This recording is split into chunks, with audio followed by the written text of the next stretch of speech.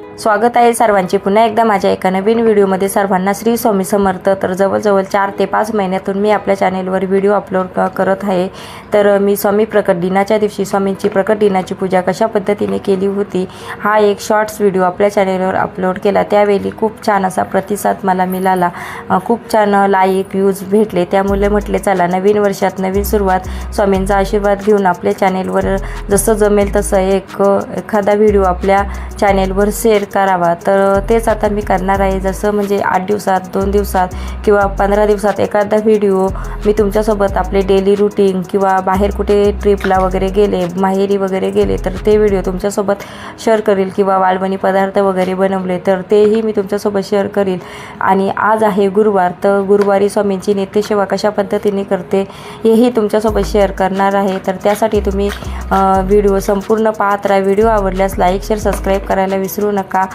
तर आज गुरुवार असल्यामुळे स्वामींची म्हणजे जशी डेली मी नित्यसेवा करतच असते, पण स्वामींचा गुरुवार हा प्रिय वार आहे आणि या दिवशी स्वामींना अभिषेक वगैरे करून नित्यसेवा केली जाते। तर तेच मी करत असते। अगदी साध्या सोप्या पद्धतीने पूजा मनापासून करायची असते। भावार्थ महत्त्वाचा आहे, देवाला काहीही लागत नाही। मी अगदी साधा पाणी घेऊन स्वामींची अभिषेक वगैरे करून नित्यसेवा करत असते। तर पहिल्यांदा इथे ना मी टिफिन तयार करून घेत आहे, कारण मिस्टरांना ड्युटीवर जायचं आहे आणि मुलाची एक्झाम चालू असल्यामुळे त्यालाही भाजी भाकरी खाऊन मी पाठवत असते। आता टिफिन वगैरे लागत नाही, एक्झाम फक्त 2 तास असते। तर तेच मी आता इथे पटकन आंघोळ वगैरे झाली आहे आणि इथे मी लगेचच भाकरी आणि भाजी बनवून घेत आहे। तर मी इकडे भाजी फोडणीला टाकली होती, तोपर्यंत इकडं तवा पण मी गरम करत ठेवला होता गॅसवर आणि भाकरीचं पीठही मळून घेतला होता आणि आता इथे मी पटकन भाकरी बनवून घेते।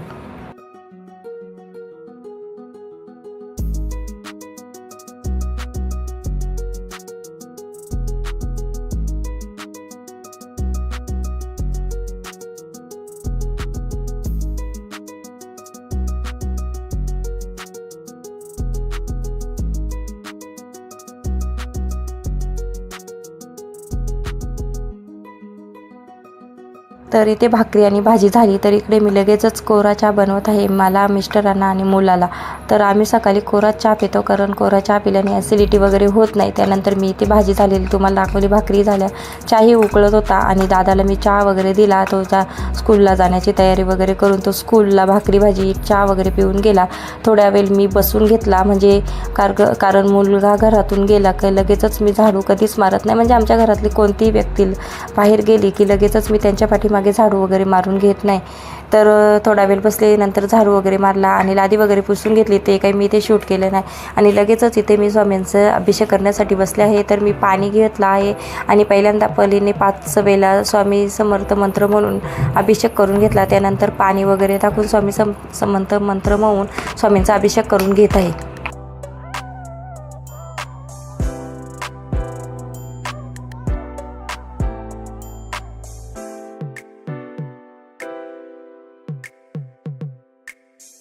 तर इथे मी स्वामींचा अभिषेक वगैरे करून झाल्यानंतर त्यांना पुसून वगैरे घेतल्यानंतर अत्तर वगैरे लावून, अष्टगंध वगैरे लावून, वस्त्र हार आणि फेटा वगैरे घालून त्यांना त्यांच्या जागेवर स्थानास्थापन करून घेतले। त्यानंतर त्यांना फूल, दीप, अगरबत्ती, धूप वाहून त्यांची पूजा वगैरे करून घेतली। तर कशा पद्धतीने पूजा वगैरे केली ते तुम्हाला इथे मी दाखवत आहे।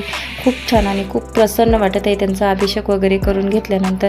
त्याच्यानंतर मी लगेचच आपले नित्यसेवा करण्यासाठी इथे बसले आहे। तर मी पहिल्यांदा स्वामी स्तवन म्हणत असते, त्यानंतर जपमाळ आणि तारक मंत्र आणि एक अध्याय वाचून नंतर आरती वगैरे करून घेत आहे।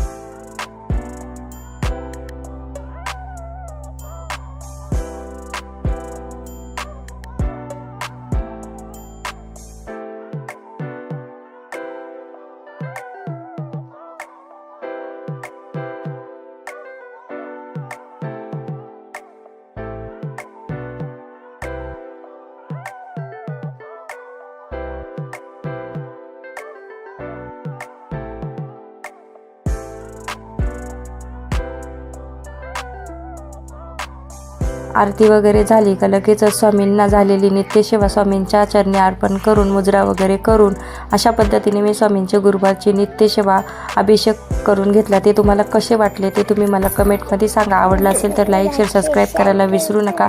पुन्हा भेटू अशाच एका नवीन व्हिडिओमध्ये। तोपर्यंत सर्वांना बाय। श्री स्वामी समर्थ।